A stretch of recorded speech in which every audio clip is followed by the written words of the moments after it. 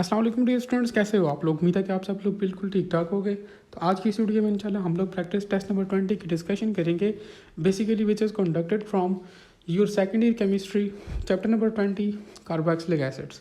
तो video start करने से पहले आप सब लोगों से छोटी सी एक रिक्वेस्ट है कि अगर आप लोगों ने चैनल को सब्सक्राइब नहीं किया हो तो काइंडली आप सब लोग चैनल को सब्सक्राइब कर लो, क्योंकि आप लोग तो उससे इनाम होता है और हमारे लिए मोटिवेशन होती है।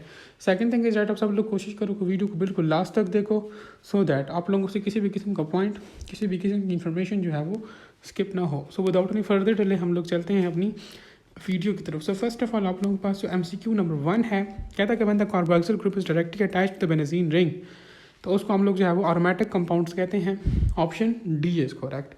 MCQ नंबर 2 में कहता है कि the common name of propane 1,3-डाइओइक, तो हमारे पास ये जो है वो है मेलोनिक एसिड है, ठीक है।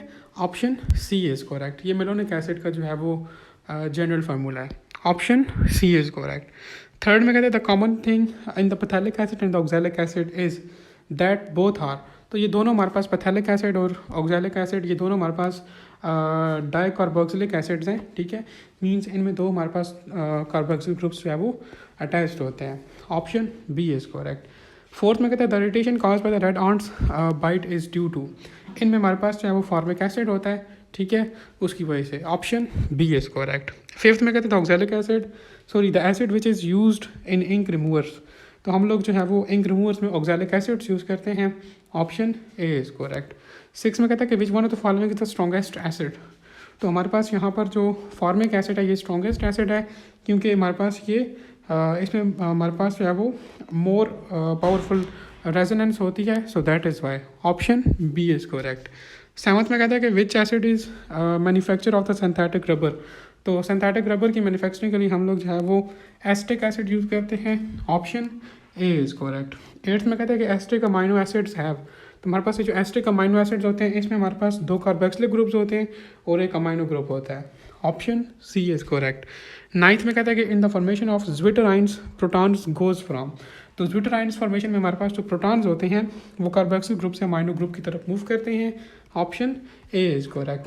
टेंथ में कहता है कि which one of the following acid is present in the lemon juice, तो लेमन जूस में हमारे पास चाहे वो सिट्रिक एसिड होता है। Option A is correct. 11th में कहता है कि the test which is used for the identification of amino acids, तो हम लोग जो है वो निन हाइड्रोजन टेस्ट जो है वो यूज़ करते हैं for the identification of amino acids, ठीक है।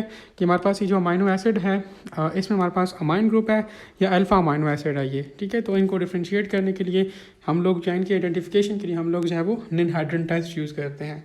Option A is correct. 12th में कहते हैं carboxylic acids react with the ammonia to form the ammonium salt, कहते हैं कि विच ऑन हीटिंग, जब हम लोग कार्बोक्सिलिक एसिड्स को अमोनिया के साथ रिएक्ट करवाते हैं या हीट तो हमारे पास चाहे वो अमोनियम आइंस बनते हैं या अमोनियम साल्ट्स बनते हैं।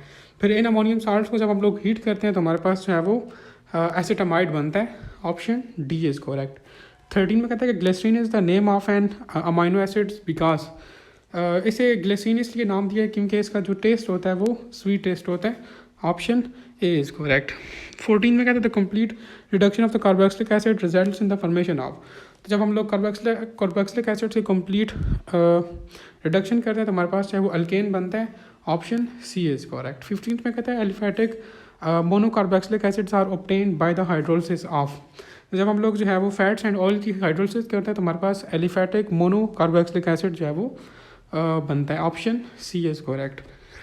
16 में कहता है कि which one of the following is not a fatty acid, तो आप लोगों के पास जो प्रोपोनोइक एसिड है, एस्टिक एसिड है और ब्यूटानोइक एसिड है, ये आप लोगों के पास फैटी एसिड्स हैं, जबकि phthalic acid is not a fatty acid, it is a aromatic dicarboxylic acid.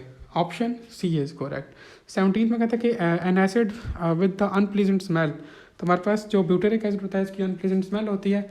Option D is correct. 18th में कहते हैं the basic hydrolysis of the ethyl acetate produce, तो जब हम लोग जो है वो इथाइल एसीटेट की बेसिक हाइड्रोलिसिस करते हैं तो हमारे पास जो है वो इथेनॉल और सोडियम एसीटेट बनता है।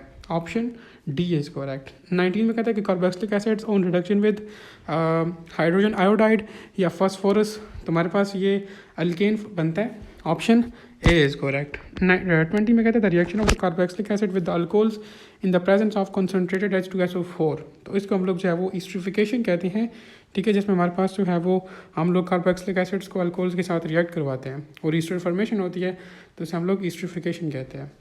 Option A is correct. 21 में कहते हैं कि amino succinic acid is also called, तो इसको हम लोग जो है वो एस्पार्टिक एसिड भी कहते हैं। Option B is correct. 22 में कहता है कि which one of the following is an unsaturated carboxylic acid, तो आप लोगों के पास जो मैलिक एसिड है ये अनसैचुरेटेड फैटी एसिड है। Option D is correct. ये कुछ रीज़न कुछ स्टेटमेंट्स नीचे लिखी गई हैं, आप लोग वीडियो को पास करके इनको पढ़ सकते हो। 21 में कहता है कि CCl3COOH इज़ द स्ट्रॉन्गेस्ट, तो ये हमारे पास स्ट्रॉन्गेस्ट एसिड है। ठीक है, ऑप्शन ए इज़ करेक्ट। 24 में कहता है the reaction of the acyl chloride with the alcohols and phenols, तो जब हम लोग अकाइल क्लोराइड को जो है वो अल्कोहल्स और फिनोल के साथ रिएक्ट करवाते हैं तो हमारे पास ईस्टर्स बनते हैं, ईस्टरिफिकेशन का प्रोसेस होता है। Option A is correct. 25 में कहता है कि acyl chlorides are made by reacting the carboxylic acids with, तो इनको हम लोग जो है वो रिएक्ट करवाते हैं किसके साथ, PCl5 भी यूज़ करते हैं, PCl3 भी कर सकते हैं, SOCl2 भी यूज़ करते हैं। ठीक है, एज अ कैटलिस्ट या कुछ भी। Option D is correct. 26 में कहता है कि vinegar contains a carboxylic acid, जिसको हम लोग जो है वो इथेनोइक एसिड कहते हैं। Option B is correct. ठीक है, विनीगर में हमारे पास इथेनोइक एसिड होता है।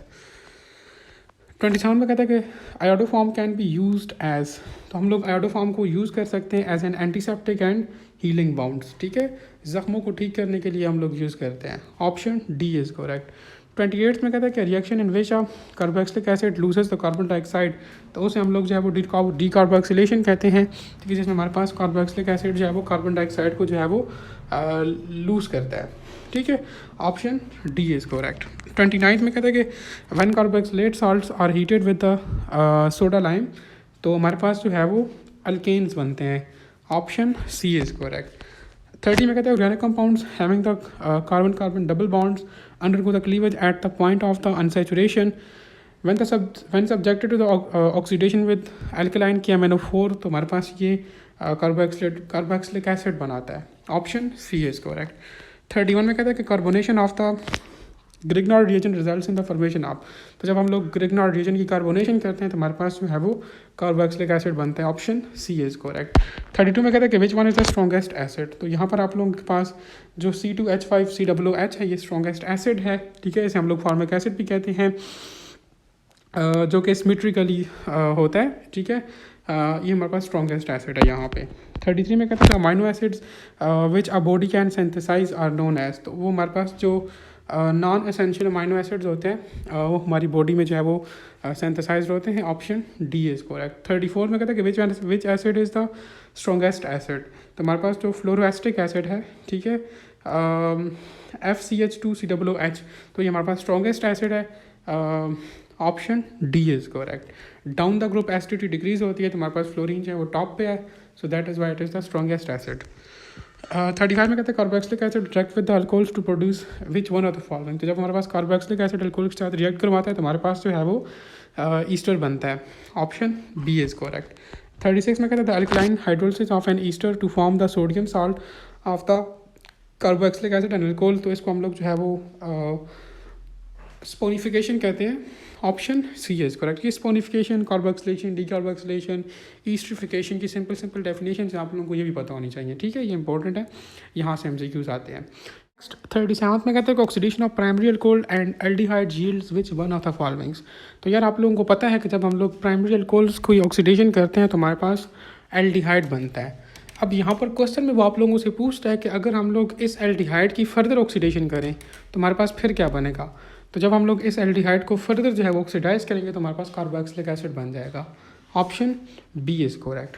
38 में कहते हैं कि when the alkoxide group of the one ester is to replaced by the another alkoxide group by refluxing over with the excess of the alcohols in the presence of the mineral acids, the process is known as, तो इस process को हम लोग जो है वो trans ईस्टरिफिकेशन process कहते हैं। Option C is correct. मैंने आपसे पहले भी कहा कि आपको hydrolysis, carboxylation, decarboxylation, esterification, saponification, ये प्रोसेस पता होने चाहिए। ठीक है, इसमें क्या होता है, इसमें क्या क्या यूज़ करते हैं, क्या बनता है। नेक्स्ट 39 में कहता है कि which reagent is helpful and use to convert the carboxylic acid to alcohol, तो हम लोग कार्बोक्सिलिक एसिड को जो है वो अल्कोहल में कन्वर्ट करने के लिए जो रिएजेंट यूज़ करते हैं वो है लिथियम एल्युमिनियम हाइड्राइड, ठीक है, LiAH4। Option C is correct. 14 में कहता है कि reverse process of esterification is known as. तुम्हारे पास जो हाइड्रोलिसिस है वो रिवर्स प्रोसेस है एस्टरिफिकेशन का, या एस्टरिफिकेशन हमारे पास रिवर्स प्रोसेस है हाइड्रोलिसिस का। Option D is correct. So ये था आप लोगों के पास प्रैक्टिस टेस्ट नंबर 20। उम्मीद है कि आप लोगों ने काफ़ी कुछ सीखा होगा। कोई क्वेश्चन वगैरह तो आप लोग कमेंट सेक्शन के अंदर पूछ सकते हो। Thank you.